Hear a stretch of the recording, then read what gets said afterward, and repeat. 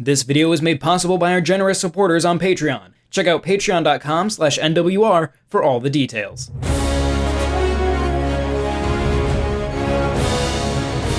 Hey everybody, I'm John Raridan, and today is the 4th anniversary of the somewhat controversial Star Fox Zero. So what better day than today to uncover a small little Easter egg that has gone overlooked for years. Now, why didn't we see it earlier? Well, because it referenced a game that wasn't actually out yet when Star Fox Zero released. Star Fox Zero takes influence from several other Star Fox games, most noticeably Star Fox, Star Fox 2, and Star Fox 64. As a throwback to the first two games on that list, you can scan the Fox McCloud amiibo to play as the retro SNES R-Wing. This swaps the R-Wing model out for one matching the original Star Fox, and the Walker for one matching Star Fox 2. But there was one other change to this that always seemed a little weird. When playing as the retro R-Wing, your charge shot doesn't lock on. At the time, we wrote this off as the original Star Fox not having a lock-on, so this version doesn't either. But what was strange is that the original R-Wing didn't have a charge shot at all, so if you're gonna do that, why not take it out altogether? The only SNES instance of a charge shot in a Star Fox game was in Star Fox 2. At the time of Star Fox Zero's release, Star Fox 2 hadn't officially come out yet. However, there was a widely available fan-completed beta version floating around the internet.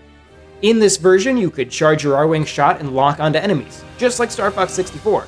So even comparing Star Fox Zero's lack of a lock-on to Star Fox 2 at the time only yielded confusion. Fast forward a bit, and Nintendo releases the official final version of Star Fox 2, after 2 decades of keeping it locked away and famously only showing it to developers actively working on Star Fox games.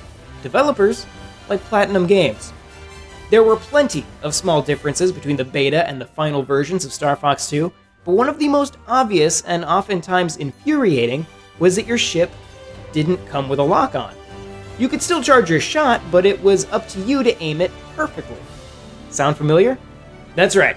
In 2016, Platinum Games not only referenced Star Fox 2 via the Walker, but via a random adjustment made to the final version of Star Fox 2 that none of us would have known about.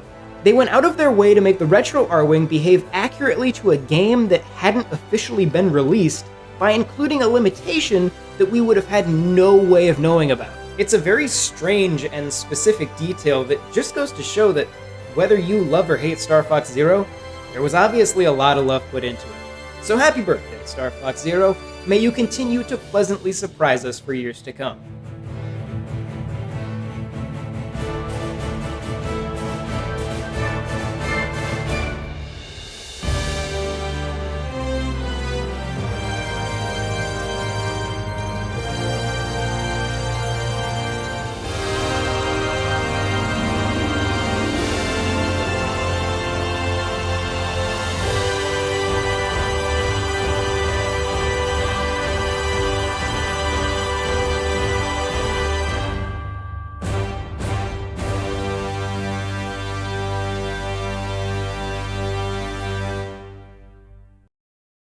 This video is made possible by our generous supporters on Patreon. Did you know that Nintendo World Report is funded directly by fans like you?